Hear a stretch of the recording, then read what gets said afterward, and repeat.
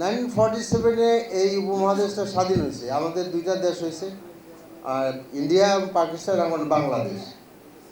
India শুরু থেকে এই পর্যন্ত নির্বাচন হয়ে যাচ্ছে, আর আমরা এখনো পর্যন্ত পারলাম না। এই যেরকম পাকিস্তান এরকম বাংলাদেশ, গরুখা দুই মুসলমান, এই দুই মুসলমানের অবস্থা খুব খারাপ। আমরা এখানে এখনো কোনো পর্যন্ত শেপ নিতে পারিনি। অনেক কথা আছে এগুলো। আমরা বলেছিলাম যে এই যে আমাদের প্রাইম মিনিস্টার গেলেন, মালয়েশিয়া গেলেন, তিনি চীন গেলেন, আমরাও হেল্প করেছি তাকে, কিন্তু ভাই কি করে আসলেন এটা তো আমি জানলাম না, তো কেউ তো জানলো না। এই ট্রেজারি বেঞ্চে আমাদের বিএনপির সংসদ সদস্য কি জানে যে মানে কি হয়েছে? কিছুই জানে। কাজে this is a very fragile area.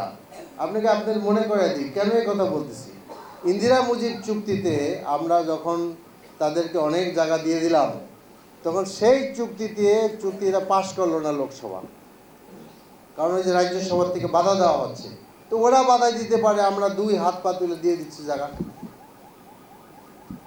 কাজে আমি মনে করি যে আমাদের জুলাই সনদ বাস্তবায়নের কোনো বিকল্প নাই, এইটা আমাদেরকে করতে হবে। এটা কোনো দলীয় ইস্যু না, এইটা জনগণের জীবন মরণের ইস্যু। এই ইস্যু বাস্তবায়ন, এইটা বাস্তবায়ন করা আমাদের জন্য জরুরি। We are very much committed.